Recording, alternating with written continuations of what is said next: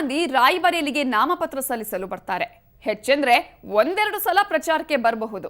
ಆ ನಂತರ ಕ್ಷೇತ್ರದ ಜನರ ಜೊತೆ ಸಂಪರ್ಕ ಹೇಗೆ ಇಟ್ಕೊಳ್ತಾರೆ, ಅವರಿಗೆ ಇಲ್ಲಿನ ಜನರ ಕಷ್ಟ ಕಾರ್ಪಣ್ಯ ಹೇಳ್ಕೊಳ್ಳೋದು ಹೇಗೆ ಅನ್ನೋದನ್ನ ತಿಳ್ಕೊಳ್ಳುವ ಕುತೂಹಲ ಇತ್ತು.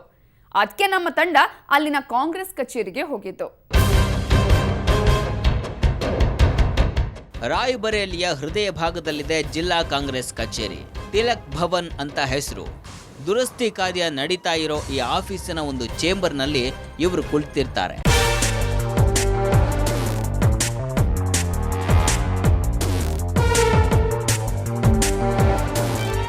ಇವರು KL ಶರ್ಮಾ ಅಂತ, ರಾಯಬರೇಲಿಯಲ್ಲಿ ಸೋನಿಯಾ ಗಾಂಧಿ ಪ್ರತಿನಿಧಿ. ತಿಂಗಳಿಗೆ 10 ದಿನ ಇಲ್ಲೇ ಇರ್ತಾರೆ. ಉಳಿದಂತೆ ಶುಕ್ಲಾರಿಗೆ ಸಂಸತ್ ಭವನದಲ್ಲಿ ಒಂದು ಆಫೀಸ್ ಇದೆ. ಸ್ಥಳೀಯವಾಗಿ ಚಿಕಿತ್ಸೆ ಕೊಡಲಾಗದ ದೊಡ್ಡ ಕಾಯಿಲೆಗಳಿಗೆ ಕ್ಷೇತ್ರದ ಜನರನ್ನ ದೆಹಲಿಗೆ ಕರೆದುಕೊಂಡು ಹೋಗಿ ದೊಡ್ಡ ಆಸ್ಪತ್ರೆಗಳಲ್ಲಿ ಟ್ರೀಟ್ಮೆಂಟ್ ಕೊಡಿಸೋದರ ಬಗ್ಗೆ ವಿವರವಾಗಿ ಮಾತನಾಡಿದ್ರು. ಮೂಲಭೂತ ಸೌಲಭ್ಯಗಳ ಕೊರತೆ ಬಗ್ಗೆ ಕೇಳಿದಾಗ ಹಾರಿಕೆಯ ಉತ್ತರ ಕೊಟ್ಟು ನುಣುಚಿಕೊಂಡ್ರು. ಇವರು ಯಾವಾಗ ಬೇಕೆಂದ್ರೆ ಆವಾಗ ಸೋನಿಯಾ ಗಾಂಧಿ ಅವರನ್ನ ಭೇಟಿಯಾಗಬಹುದಂತೆ. ಫೋನ್ ಮಾಡಿದ ತಕ್ಷಣ ಮಾತನಾಡಿ ಸಮಸ್ಯೆ ಬಗೆಹರಿಸಿಕೊಡ್ತಾರಂತೆ. ಇಲ್ಲಿಂದ ಹೊರಟು ಸರ್ಕಾರಿ ಗೆಸ್ಟ್ ಹೌಸ್ ಸರಸ್ಗೆ ಬಂದ್ರೆ ಇಲ್ಲಿ ಸೋನಿಯಾ ಗಾಂಧಿ ವಿರುದ್ಧ ಬಿಜೆಪಿ ಟಿಕೆಟ್ ಕೇಳ್ತಿರೋ ಪುಷ್ಪೇಂದ್ರ ಸಿಂಗ್ ಸಿಕ್ಕರು. ಎಸ್, ಇವರು ಸೋನಿಯಾ ಗಾಂಧಿ ವಿರುದ್ಧ ತೊಡೆ ತಟ್ಟಿದ್ದಾರೆ. ಸೋನಿಯಾ ಗಾಂಧಿ ಭದ್ರಕೋಟೆ ರಾಯ್ಬರೇಲಿಯಲ್ಲಿ ಬಿಜೆಪಿಯ ಉತ್ಸಾಹಕ್ಕೇನು ಕೊರತೆ ಇಲ್ಲ. ಇದುವರೆಗೂ ಭಾರತೀಯ ಜನತಾ ಪಕ್ಷ ಇಲ್ಲಿ ತನ್ನ ಅಭ್ಯರ್ಥಿಯ ಘೋಷಣೆ ಮಾಡಿಲ್ಲವಾದರೂ ಕಾರ್ಯಕರ್ತರು ಉತ್ಸಾಹದಿಂದಾನೇ ಇದ್ದಾರೆ. ಯಾವ ಅಭ್ಯರ್ಥಿಯ ಹೆಸರು ಘೋಷಣೆಯಾಗುತ್ತೋ ಆ ಅಭ್ಯರ್ಥಿಯ ಪರವಾಗಿ ಕೆಲಸ ಮಾಡೋದಕ್ಕೆ. ನಮ್ಮ ಜೊತೆ ಪುಷ್ಪೇಂದ್ರ ಸಿಂಗ್ ಇದ್ದಾರೆ, ರಾಯ್ಬರೇಲಿಯ ಟಿಕೆಟ್ ಆಕಾಂಕ್ಷಿಗಳ ಪೈಕಿ ಒಬ್ಬರು. ಬನ್ನಿ ಅವರ ಹತ್ರ ಕೇಳೋಣ ಅವರ ರಣನೀತಿ ಏನು ಸೋನಿಯಾ ಗಾಂಧಿ ಅವರ ವಿರುದ್ಧ ಅಂತ. पुष्पेंद्र जी, ये तो सोनिया गांधी जी का बहुत तंदुरुस्त गढ़ मनाया जाता है, मानते हैं आप इस बात को? अब मानने वाले मानते होंगे, लेकिन मैं इस बात से सहमत नहीं हूं कि ये सोनिया गांधी का मजबूत गढ़ है। ये कोई मजबूत गढ़ नहीं है उनका। और आने वाले इलेक्शन में फिर भी 3 बार लगातार जीत चुकी हैं सोनिया गांधी। पिछले चुनाव में तो उनका वोट शेयर था अबाउट 70%, 70% वोट लेके जीती है वो। उस समय हमारे भारतीय जनता पार्टी की स्थितियां दूसरी थी। आज भारतीय जनता पार्टी की स्थितियां दूसरी हैं। आज हमारे बड़े भाई नरेंद्र सिंह मोदी जी, माननीय राजनाथ सिंह जी जो है जिस कदर पूरे देश में भ्रमण करके और अपनी रीति नीतियों को उजागर करते हुए और पार्टी को एक नई ऊर्जा और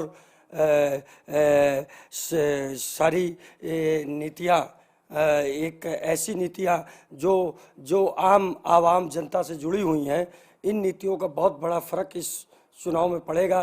और जिस कदर पूरे देश में एक भारतीय जनता पार्टी का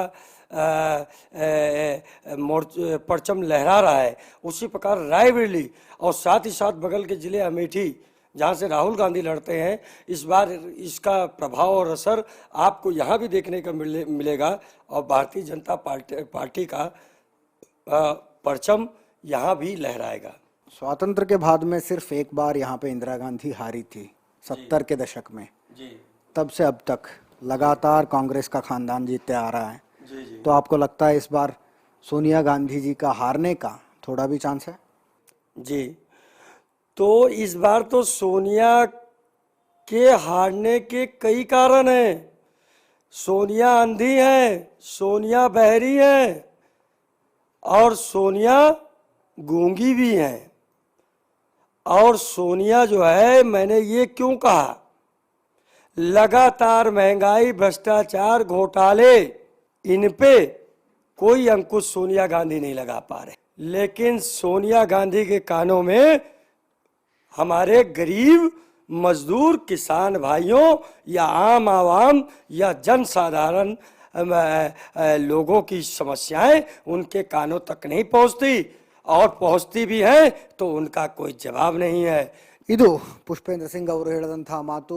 ರಾಯ್ಬರೇಲಿಯಿಂದ ಸೋನಿಯಾ ಗಾಂಧಿ ವಿರುದ್ಧ ಸ್ಪರ್ಧಿಸೋದಕ್ಕೆ ಭಾರತೀಯ ಜನತಾ ಪಕ್ಷದ ಟಿಕೆಟ್ನ ಆಕಾಂಕ್ಷಿಯಾಗಿರುವಂಥವರು ಟಿಕೆಟ್ ಘೋಷಣೆ ಆದಷ್ಟು ಬೇಗ ಆದರೆ ಇನ್ನಷ್ಟು ಉತ್ಸಾಹದಿಂದ ಕೆಲಸ ಮಾಡಬಹುದು ಅನ್ನುವಂಥದ್ದು ಇವರ ಮಾತು. ಎಸ್, ಇವರು ಸೋನಿಯಾ ಗಾಂಧಿ ವಿರುದ್ಧ ತೊಡೆ ತಡ್ತಿದ್ದಾರೆ. ಇಲ್ಲಿ ಬಿಜೆಪಿ ಯಾಕೆ ಉದ್ಧಾರ ಆಗ್ತಿಲ್ಲ ಅನ್ನೋದು ಇವರನ್ನ ಮಾತನಾಡಿಸಿದ ಮೇಲೆ ಅರ್ಥ ಆಯಿತು. ಆದರೆ ಸಮಾಧಾನ ಆಗಿದ್ದು ಇಳಿ ಸಂಜೆ ಒಂದು ಡಿಬೇಟ್ ಮಾಡಿದಾಗ.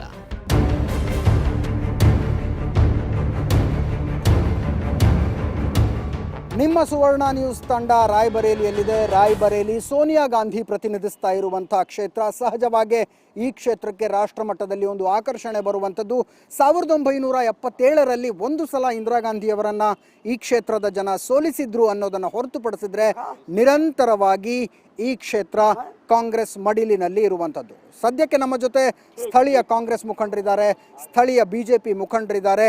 ಅವರ ವಾದಗಳೇನು, ಅವರ ನಂಬಿಕೆಗಳೇನು ಅಂತ ನಾನು ಮಾತಾಡ್ತಾ ಹೋಗ್ತೀನಿ. सर, सोनिया गांधी फिर से इस क्षेत्र से लड़ रही हैं.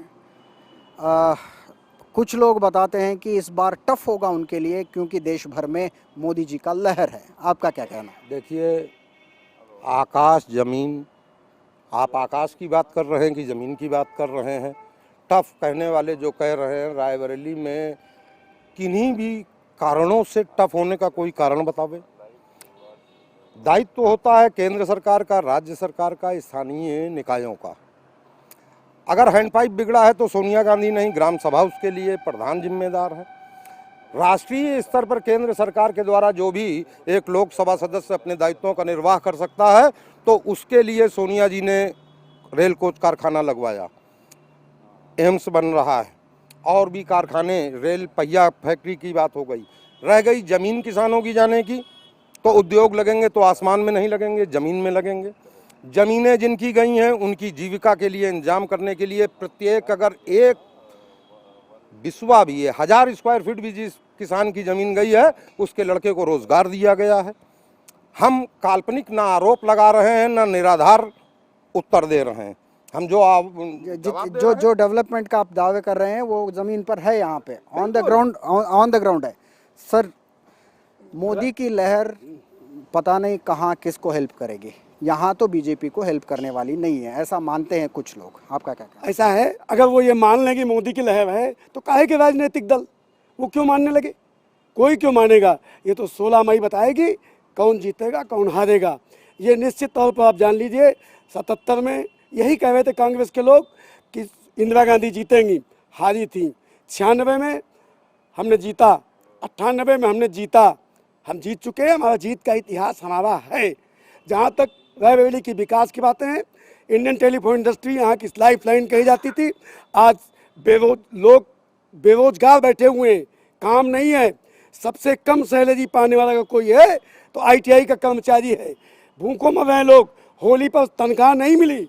सबसे बड़ा त्यौहार होता हमारा, उस पर सैलरी नहीं मिली ITI के लोगों को. काहे के लिए विकास? कहाँ का विकास? झूठी बातें कही जाती हैं, झूठे वादे दिखा करके. सर 1977 में जब इंदिरा गांधी यहाँ से हारी थी तो हालात बिल्कुल बदल गए थे. इमरजेंसी आई थी, इंदिरा गांधी कांग्रेस विलन बन चुके थे. अब तो परिस्थिति ऐसा नहीं है. तो आप यकीन क्यों करते हैं कि सोनिया गांधी हार जाएंगे इस बार? इसलिए हार जाएंगे कि जिस गांव से हम बिलोंग करते हैं वहाँ पे हर घर में मिलिट्री में लोग हैं और मिलिट्री के 5-5 जवानों के काट दिए जाते हैं और पाकिस्तान में जश्न मनाया जाता है. मेरे यहाँ का प्रधानमंत्री मुंड न ला करके हाथ जोड़ता है, घुटने टेकता है. ऐसे प्रधानमंत्री को हराना मेरे संपूर्ण जवानों का दायित्व बनता है और इसको हम लोग पूरी तरह से संघर्ष करके ಸೋನಿಯಾ ಗಾಂಧಿ को यहाँ से हराएंगे. ಇಲ್ಲೂ ಬಿಜೆಪಿಯವರು ಕಾಂಗ್ರೆಸ್ನವರು ಚರ್ಚೆಗೆ ನಿಂತರೆ ಶರಂಪರವಾಗಿ ಕಿತ್ತಾಡಿಕೊಳ್ತಾರೆ.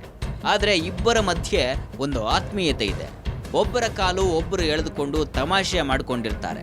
ನಮ್ಮ ಪಕ್ಷದವರು ಅಭ್ಯರ್ಥಿ ಘೋಷಣೆಯೊಂದನ್ನ ಮಾಡಿಬಿಡ್ಲಿ, ಈ ಸಲ ಸೋನಿಯಾ ಗಾಂಧಿಯವರನ್ನ ಮನೆಗೆ ಕಳಿಸಿಯೇ ಸಿದ್ಧ ಅಂತ ಬಿಜೆಪಿಯವರು ಅಂತಾರೆ.